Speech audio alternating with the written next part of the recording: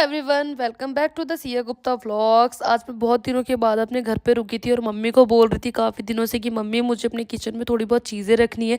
मैं अपने वाले फ्लोर पे किचन सेटअप करने के लिए जा रही थी, लेकिन मम्मी ने मुझे बोला कि गैस घर में है, पापा को गिफ्ट मिला था दिवाली पे। और मम्मी ने तो देखो मुझे बताया भी नहीं, दिखाया भी नहीं, क्योंकि आप लोगों को पता है अगर कोई नई चीज़ आती है ना तो मैं उसको मतलब मैं नई चीज़ को पुरानी जगह पर रिप्लेस कर देती हूँ। इसीलिए मम्मी ने मुझे बात नहीं बताई, क्योंकि मम्मी को पता था कि मैं वो नया चूल्हा खोल लूँगी और पुराने चूल्हे को पैक करके रख दूँगी।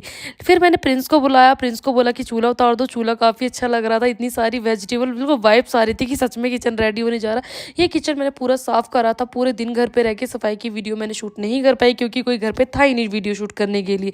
फिर बेड से सारा सामान निकाला। मम्मी ने बेड में इतना बर्तन रखा हुआ था, इतना बर्तन रखा हुआ था यार, मैं क्या बताऊँ। मतलब सच में घर में मम्मी सारी चीज़ें कितनी जगह जगह पे बचा बचा के रखती, जितनी चीज़ यूज़ करनी होती उतनी ही बाहर निकालती है। मतलब उनके अंदर एक कला होती है, वो कला मेरे अंदर क्यों नहीं है।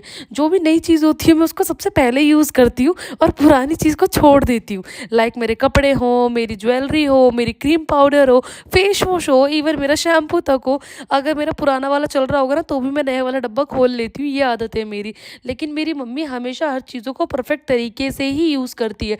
फिर मैं किचन सफाई करने में लग गई पूरी, और उस किचन सफाई में मेरी किसी ने हेल्प नहीं करी, ना मेरे मोटा भाई ना मेरी दीदी। तो मेरी ससुराल चली गई, दीदी के जाने के बाद मैं काफ़ी उनको मिस करती हूँ। कम से कम घर में सफाई तो हो ही जाती थी।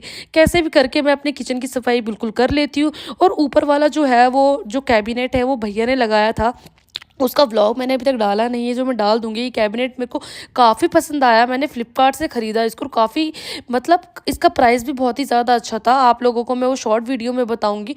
और बॉक्सेस वगैरह मैं ख़रीद के ले आई थी। इन बॉक्सेस को मैंने ऊपर पूरी अच्छी तरीके से लगाया। कुछ फ्लावर्स दीदी के लिए रखे हुए थे घर में पहले ही ला के, उन फ्लावर्स को मैंने उस पर डेकोरेट करा। लेकिन उससे पहले मैं इस डब्बे के सारे कागज़ निकाल रही थी, क्योंकि और इतना कूड़ा हो गया था घर में, इतना ज़्यादा कूड़ा हो गया था, मुझे डर लग रहा था कि सारी सफाई भी मुझे करनी। मतलब किचन भी डेकोरेशन करना है, लेकिन अगर आप अपने लिए कुछ कर रहे हो और उसमें मम्मी नहीं है वहाँ पर, तो मम्मी आपको डांटेंगे अगर आपने ज़्यादा कचरा फैलाया। तो सेम मेरे साथ भी ऐसा होता है। मम्मी नीचे वाले फ्लोर पे काम कर रही थी और मैं ऊपर वाले फ्लोर पे अपना किचन डेकोरेट कर रही थी। मम्मी बोल ही रही थी मुझे ऊपर, कुछ गंदा मत करियो, कुछ गंदा मत करियो।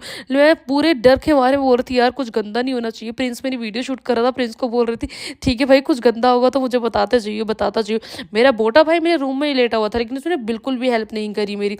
बहुत सारी चीज़ें मुझे ऐसे मिली जैसे कि मतलब मुझे कुछ खरीदने की ज़रूरत नहीं पड़ी, सिर्फ बॉक्सेस के अलावा सब कुछ मेरी मम्मी के पास था। सब कुछ मतलब cup tray A to Z चीज़ें मम्मी के पास पहले से रखी थी, और कुछ चीज़ें मैंने ऑर्डर करके मंगवा ली थी जो काफ़ी अच्छी लग रही थी। किचन फाइनली ऑलमोस्ट ही रेडी हो गया। इन डब्बों में सामान मैं बाद में धीरे धीरे भरती रहूँगी। अभी मैंने सामान कुछ नहीं लाया है, बस चीज़ों को फिक्स करा है इस जगह पे। ये सारी चीज़ें मैंने फ्लिपकार्ट, मीशो, इन सब जगह से ही मंगवा रखी है। और ये देखो फ्लावर भी मैंने लगा दी, जिससे किचन थोड़ा सा प्रिटी लगे और मैं डांस करने लग गई, क्योंकि बहुत हैप्पी हो रही थी इस किचन को डेकोरेट करके। आपको कैसा लगा मुझे कमेंट करें। मिलते हैं नेक्स्ट वीडियो में।